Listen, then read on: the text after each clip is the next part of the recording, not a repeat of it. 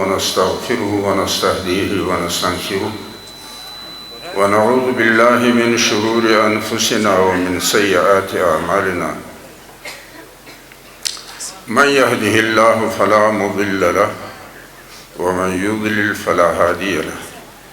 وأشهد أن لا إله إلا الله وحده لا شريك له وأشهد أن محمدًا عبده ورسوله من يطع الله ورسوله فقد هداه ومن يعص الله ورسوله فقد غواه حتى يفيء إلى أمر الله. أما بعد فأعوذ بالله من الشيطان الرجيم. بسم الله الرحمن الرحيم. هل يستوي الذين يعلمون والذين لا يعلمون. آج کے اس بابرکت مجلس ذکر میں کچھ معلومات آپ حضرات کے سامنے رکھنا چاہوں گا، جس میں کچھ علمی ہوں گے اور کچھ سیاسی ہوں گے، کچھ ملکی اور کچھ بین الاقوامی۔ اگر آپ حضرات نے یکسوئی کے ساتھ اور توجہ کے ساتھ کان لگا کر سننے اور سمجھنے کی کوشش کی، ممکن ہے آپ کے علم میں اضافہ بھی ہو اور آپ حضرات میں اپنے کردار کو توجہ کرنے کے بارے میں فکر مندی بھی پیدا ہو جائے۔ جیسا کہ نظر آنے والے دنیا اور زندگی میں اندھا بینا شخص کے برابر نہیں ہوتا، اسی طرح بصیرت کی دنیا میں صاحب علم اور بے علم برابر نہیں ہوتے۔ یہی وجہ ہے کہ تمام انسان، چاہے وہ خدا پرست ہوں یعنی مومن ہوں یا پھر وہ ہوا پرست ہوں یعنی کافر ہوں، سب کا اتفاق ہے کہ ہر فرد بشر، چاہے مرد ہو یا عورت، اس کا اولین فریضہ علم ہے، اور علم کا مقصد ہے جاننا، سمجھنا، پہچاننا، شناخت کرنا اور اشیاء میں تمیز کرنا۔ ہر فرد بشر کے سامنے علم کے دو میدان ہیں۔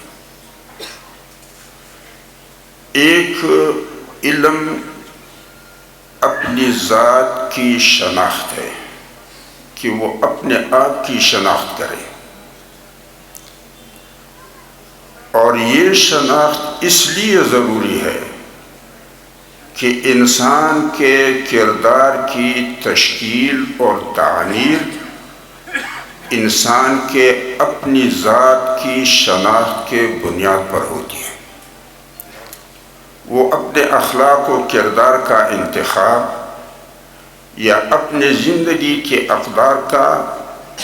چناؤ وہ اپنی ذات کی شناخت کی بنیاد پر کرتا ہے۔ اور دوسرا میدان کائنات ہے، اور کائنات کی شناخت اس لیے ضروری ہے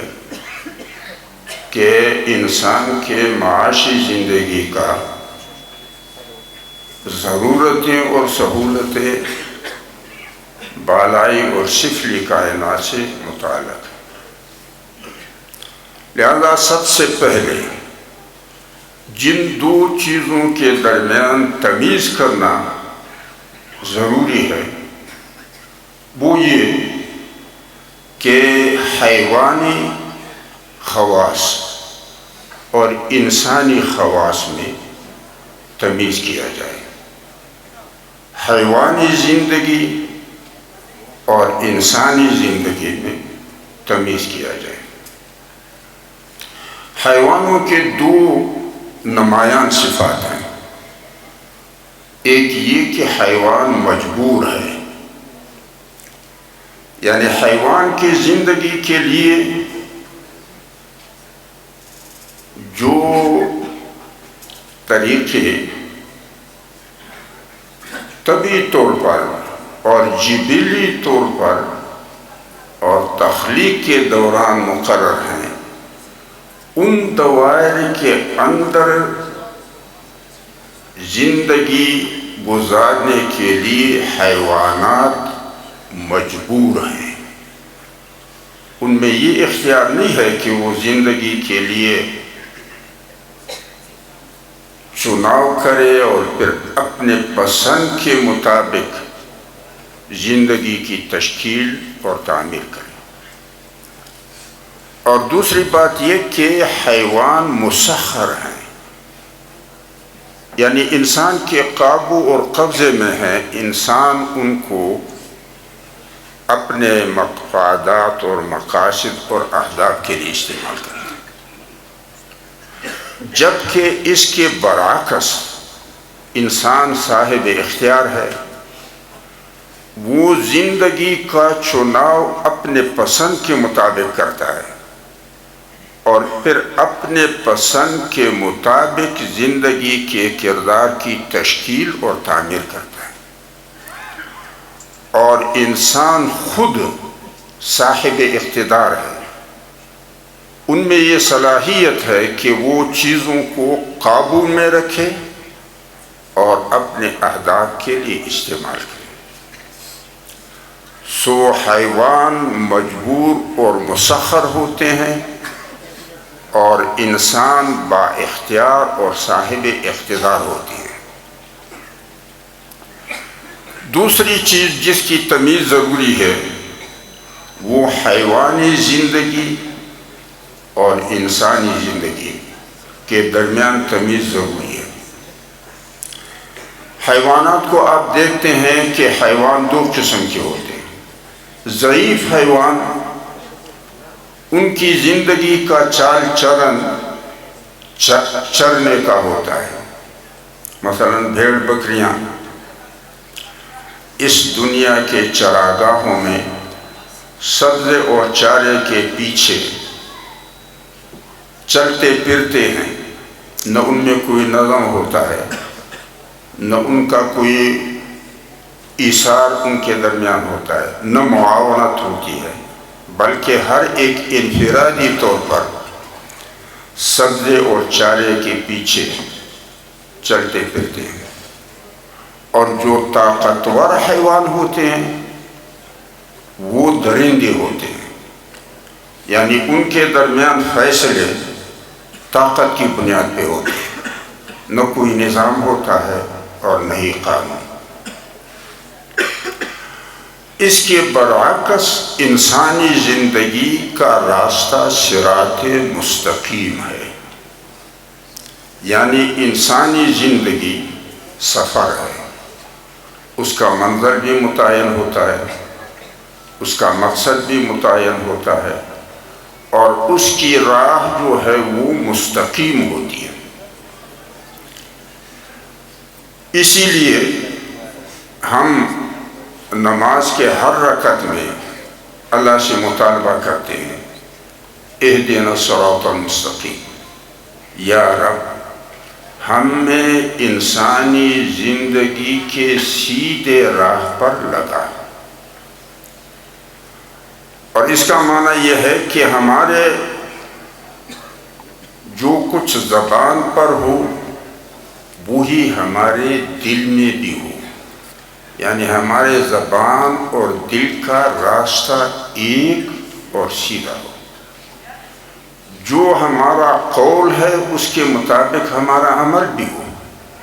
یعنی ہمارے قول و عمل کا راستہ ایک اور سیدھا ہو۔ جو کچھ ہم سامنے ہے پیٹھ پیچھے بھی وہی ہو، اور جو آج کے ہیں آنے والے کل میں بھی وہی ہوں۔ جو کچھ اپنے لیے پسند کریں دوسروں کے لیے بھی وہی پسند کریں۔ لہذا ہمارے پسند کا اپنے بارے میں اور دوسرے کے بارے میں راستہ ایک اور سیدھا ہو۔ تو جب انسانوں کی زندگی کا راستہ سیدھا ہوگا، یعنی ان کی شخصی کردار میں توحید ہوگی، تو پھر ان کے معاشرے میں انس ہوگا، یعنی اپنائیت ہوگی، ان کے درمیان سے خطرہ اور خوف نکل جائے گا، اور ہر فرد کو دوسرا فرد اپنے لیے جان اور مال اور آبرو کا خطرہ نہیں سمجھتا۔ اس کے بعد یعنی انسانی زندگی کے سیدھے راستے کا جو پہلا منزل ہے وہ انسانیت ہے، اور یہ لوگ جیسا کہ نام اور شکل کے انسان ہوتے ہیں، اسی طرح ان کے کردار سے بھی معاشرے میں انس اور اپنائیت پیدا ہوتا ہے۔ اس لیے سورہ بقرہ کی ابتدا میں اللہ جل جلالہ فرماتے ہیں ھدی للمتقین۔ میرے ہدایات کا مجموعہ یہ کتاب کامیابی کے راستے پہ ان لوگوں کو لگاتا ہے جو پرہیزگار ہوں، یعنی جو ان اخلاق سے اور ان کرداروں سے اجتناب کرے جس کی وجہ سے ان کی شخصی کردار میں توحید تفریق کا شکار ہو جائے، اور ان کے معاشرتی زندگی میں اپنائیت اجنبیت کا شکار ہو جائے، اور وہ کردار اور اخلاق جھوٹ ہے، یعنی وہ جھوٹ سے اپنے زندگی کے تمام مشاغل میں اجتناب کرتے ہیں، پرہیز کرتے ہیں، نہیں بولتے ہیں، وعدہ خلافی سے وہ پرہیز کرتے ہیں، اعتماد میں دھوکے سے وہ پرہیز کرتے ہیں، امانت میں خیانت سے وہ پرہیز کرتے ہیں، فرائض کی کوتاہی سے وہ پرہیز کرتے ہیں، اور پسند کے معاملے میں اپنے اور دوسروں کے درمیان تفریق یعنی خود غرضی سے پرہیز کرتے ہیں۔ لہذا جو لوگ جھوٹ، وعدہ خلافی، دھوکہ، خیانت، فرائض میں کوتاہی اور خود غرضی سے حتیٰ کہ مخاصمت کی صورت میں بھی خود غرضی سے اجتناب کریں، یہ لوگ ظاہر اور باطن دونوں میں انسان ہیں، اور اس پرہیزگاری کی وجہ سے ان کی شخصی کردار میں توحید برقرار رہتا ہے، اور ان کے اجتماعی ماحول میں انس اور اپنائیت برقرار رہتا ہے۔ لہذا انسانیت کا منزل انسانی زندگی کے صراط مستقیم کا پہلا منزل ہے۔ اس کے بعد انسانوں کے راستے دو ہو جاتے ہیں، ایک خدا پرستی کا اور دوسرا ہوا پرستی۔ انسانوں کا ایک صنف وہ ہے جو سمجھتے ہیں کہ حس اور تجربے نے ثابت کیا ہے کہ ایک زمانہ ایسا تھا کہ ہم نہیں تھے، ایک زمانہ اور آئے گا کہ ہم نہیں ہوں گے۔ دو عدم کے درمیان اگر آج میرا وجود ہے تو اس وجود کو ممکن کس نے بنایا؟ اسی طرح جب حس اور تجربے سے ثابت ہے کہ موت کے بعد ہمارے اجسام گل سڑ کر مٹی بن جاتی ہیں، تو مٹی تو جامد مادہ ہے، یعنی اس میں حس و حرکت وجود نہیں رکھتا، مٹی میں یہ بھی صلاحیت نہیں ہے کہ وہ ایک سادہ سا کچا برتن اپنے آپ سے سانے کے بغیر خود بنائے۔ لہذا اس حوالے سے انسانوں میں دو مختلف اصناف پہ تقسیم ہو جاتے ہیں۔ ایک صنف وہ ہے جو اللہ کو خالق مانتے ہیں کائنات اور انسان کے لیے، اور خلق کی جو تقدیر ہے، یعنی خلق کا معنی ہے مادے کو نیا ترکیب اور نیا ترتیب دینا اس فارمولے کے مطابق جو پہلے سے طے شدہ ہو۔ لہذا یہ لوگ خلق کی تقدیر یعنی خلق کے لیے مادے کے نئے ترکیب اور نئے ترتیب کا اندازہ، پیمانہ، معیار، مقدار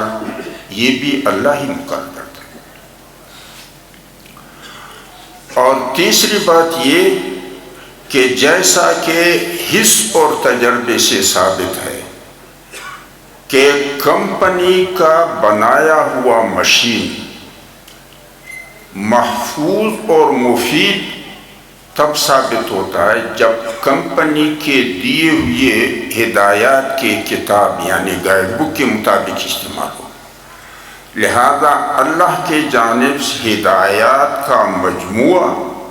ہماری ذات اور حیات کے حفاظت اور افادیت کے لیے ہماری ضرورت ہے، لہذا وہ وحی کا اقرار کرتے ہیں۔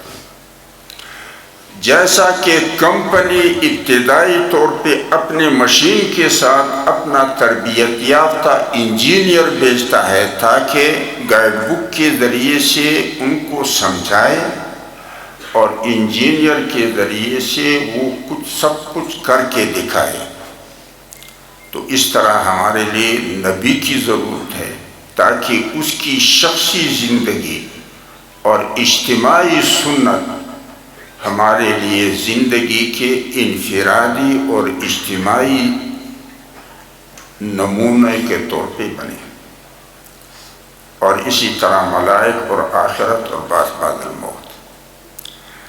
لہذا ان لوگوں کی زندگی کے سفر کا آخری منزل خالق ہے، اور ہدایت اور سنت کی پابند زندگی اپنی انسانی اور ایمانی فریضہ سمجھتے ہیں،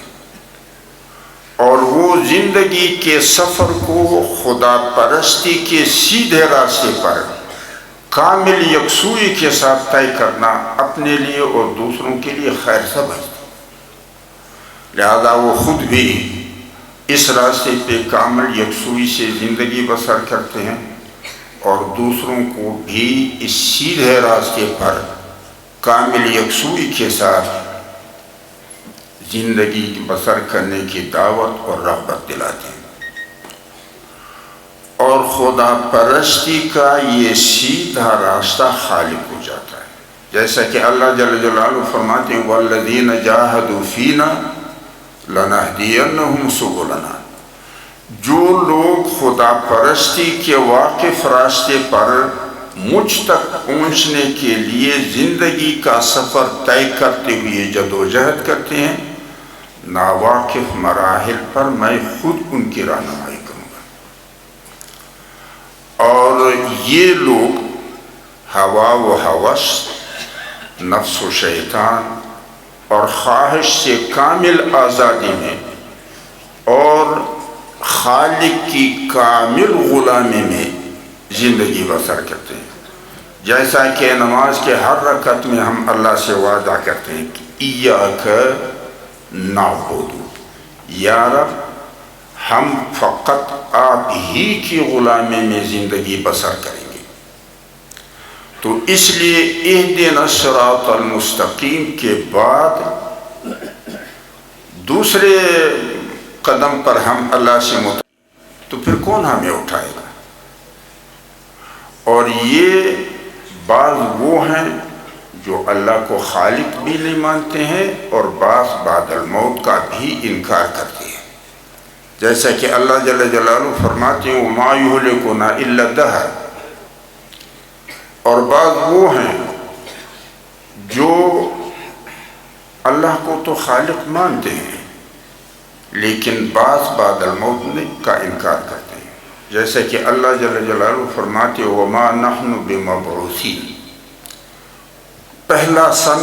خالص کافر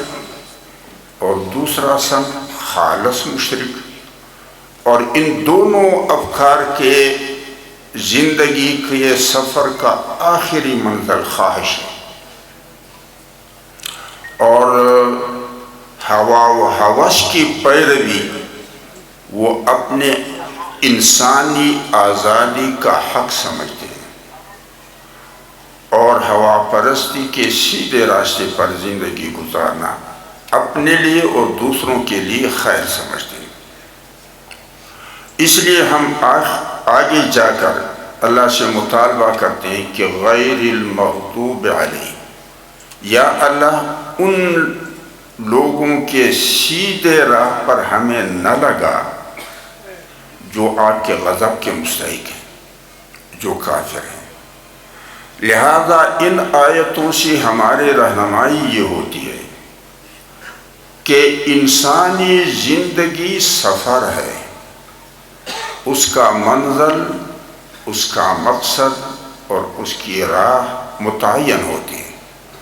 اور انسانی زندگی کے صراط مستقیم کا جو پہلا منزل ہے وہ انسانیت ہے، جس میں مومن اور کافر دونوں شریک ہوتے ہیں، کیونکہ خالص مومن بھی جھوٹ نہیں بولتا، خالص کافر بھی جھوٹ نہیں بولتا، خالص مومن بھی وعدہ خلافی نہیں کرتا ہے اور خالص کافر بھی نہیں وعدہ خلافی، خالص مومن بھی اعتماد میں کسی کو دھوکہ نہیں دیتا ہے اور خالص کافر بھی نہیں دیتا ہے، خالص مومن بھی امانت میں خیانت نہیں کرتا اور خالص کافر بھی نہیں کرتا ہے، خالص مومن بھی خود غرض نہیں ہوتا ہے اور خالص کافر بھی خود غرض نہیں ہوتا۔ اس لیے انسانیت کا جو منزل ہے وہ صراط مستقیم کا پہلا منزل ہے، اور اس کے بعد انسان دو مختلف اصناف میں تقسیم ہو جاتا ہے، خدا پرست انسان ایک راستے پر اور ہوا پرست انسان دوسرے راستے، اور آگے ہم کہتے ہیں وَلَضَّالِّينَ، یا رب ہمیں ان لوگوں سے بھی نہ بنا جن کی زندگی سیدھے راستے پہ نہ ہو، یعنی ان کی زندگی یکسو نہ ہو، دوغلی ہو، اور وہ خود غرض ہوں، اور خود غرض انسان جب کمزور ہوتا ہے تو پھر وہ چرندہ حیوانوں کے طرح اس دنیا کو چراگاہ سمجھ کر سبزے اور چارے کے پیچھے ادھر ادھر گھومتا ہے، جیسا کہ کوئی شخص اپنے گمشدہ متاع کے تلاش میں راستے پہ سیدھا نہیں چلتا ہے، کیونکہ وہ راہ رو نہیں ہوتا ہے، بلکہ وہ اپنے گمشدہ متاع کے تلاش میں۔ تو اس لیے خود غرض انسان نہ خدا پرستی کے راستے پہ یکسوئی سے سفر طے کرتے ہیں، نہ ہوا پرستی کے راستے پر یکسوئی سے سفر طے کرتے ہیں، اور جب وہ طاقتور ہوتے ہیں تو پھر وہ درندے ہوتے ہیں، ان کے لیے سامنے نہ کوئی قانون ہوتا ہے، نہ نظام ہوتا ہے، نہ کوئی انصاف و عدالت ہوتی۔ لہذا آپ اپنے ملک پہ نظر ڈالیں، اگر ہم اپنے ملک کے حالات کا جائزہ لیں تو ہم جو پبلک ہیں، ہم اپنے ان لوگوں سے جو کلمے میں بھی ہمارا بھائی اپنے آپ کو ثابت کرتے ہیں، جو ہمارا ہم وطن بھی اپنے آپ کو شمار کرتے ہیں اور رشتے میں ہمارے قریب بھی ہیں اور ہمارے ٹیکسوں سے جمع شدہ اموال سے وہ تنخواہ اور مراعات ہی لیتے ہیں، لیکن راہ چلتے ہوئے جب آپ کو وہ کسی ناکے میں نظر آئیں کہ ہمارے مسلح اداروں کا کوئی ادارہ ہے جو ناکہ ڈال چکا ہے، آپ بتائیں کہ آپ کے دل میں الفت پیدا ہو جاتی، انس پیدا ہو جاتا ہے کہ یہ تو میرے اپنے ہیں، میرا احترام کریں گے، مجھے عزت دیں گے، مجھے سہولت فراہم کریں گے، یا آپ کو کا دل دہل جاتا ہے اور خطرہ محسوس کرتے ہیں کہ پتہ نہیں کہ اب مار کٹائی ہوگی، ذلیل کریں گے، لوٹیں گے، کیا ہوگا؟ پبلک اپنے ان اداروں سے ڈرتی ہے جو کلمے کے بھی بھائی ہیں، جو ہم وطن بھی ہیں، جو رشتے میں بھی ہمارے قریب ہیں، جو ہماری خدمت اور سہولت اور حفاظت کے نام پر تنخواہ بھی ہمارے ٹیکسوں سے لے گی۔ اور ان اداروں کا ہر ادارہ دوسرے ادارے سے بھی ڈرتا ہے۔ پولیس ایف سی سے ڈرتی ہے، ایف سی فوج سے ڈرتی ہے، اور ہر ادارے کے افراد اپنے ادارے کے لوگوں سے ڈرتے ہیں۔ تو آپ اندازہ لگائیں کہ آپ کا جو معاشرہ ہے یہ حیوانوں کا معاشرہ ہے یا انسانوں کا معاشرہ؟ اور پھر ہم کہتے ہیں مغربی دنیا کو جو امریکہ کے سرکردگی میں ہے، اور ہم کہتے ہیں مردہ آباد۔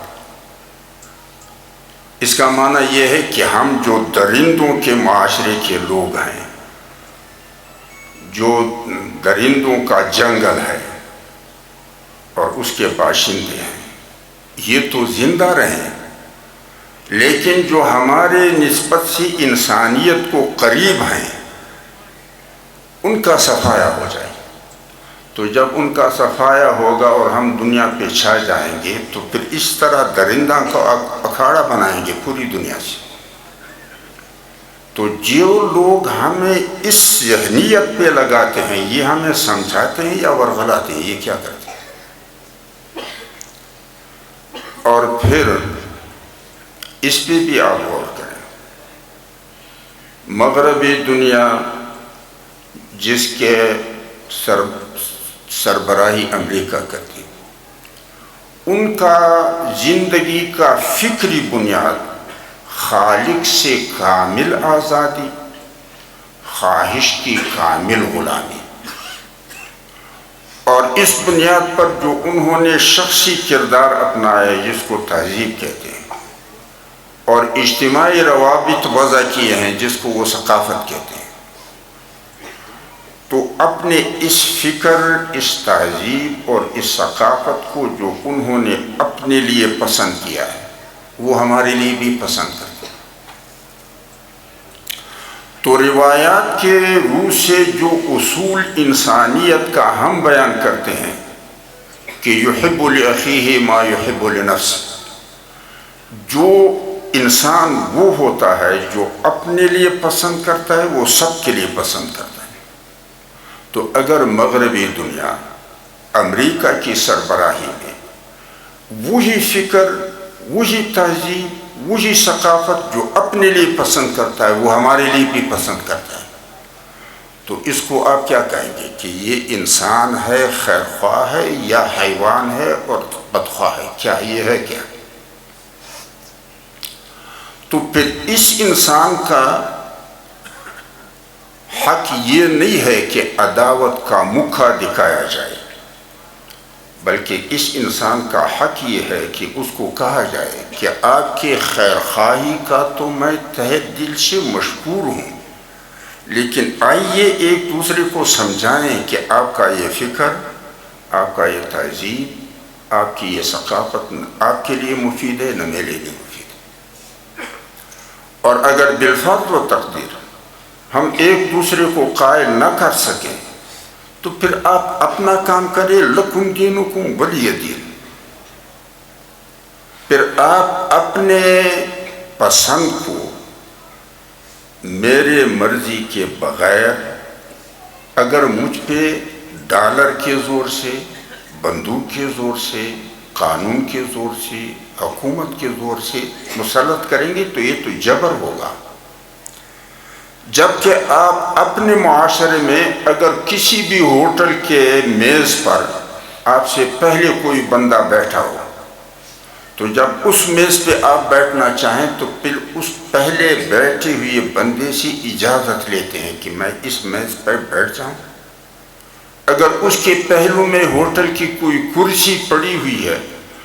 تو آپ اس کرسی پر اس سے اجازت لیے بغیر نہیں بیٹھتے۔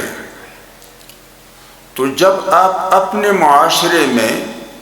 دوسرے کے پہلو میں بیٹھنے کے لیے بھی اس کی رضامندی تلاش کرتے ہیں تو آپ اپنے فکر و تہذیب اور ثقافت کو مجھ پر مسلط کرنے کے لیے جبر کیوں کرتے ہیں؟ اور تیسری بات یہ کہ جو لوگ ہمارا خون بہاتے ہیں اور ہماری آبادیاں اجاڑتے ہیں، ہماری عزتیں لٹواتے ہیں، یہ مغرب سے اور اس کے اتحادیوں سے کرایہ لیتے ہیں اس عمل کا۔ جب آپ حضرات کہیں گے کہ امن کا مرد آباد تو یہ آپ کے قاتل بھاگے بھاگے وہاں جائیں گے اور کہیں گے کہ یہ تو بگڑ گئے، سنبھالنا ہمارا کام ہے لیکن کرایہ بڑھا دو۔ تو یہ کوئی ایسے سادے لوگ آپ لوگوں نے کہیں دیکھے ہیں کہ وہ اپنے قاتلوں کے کرائے کے بڑھانے کے لیے کردار ادا کریں؟ تو اس لیے ہمیں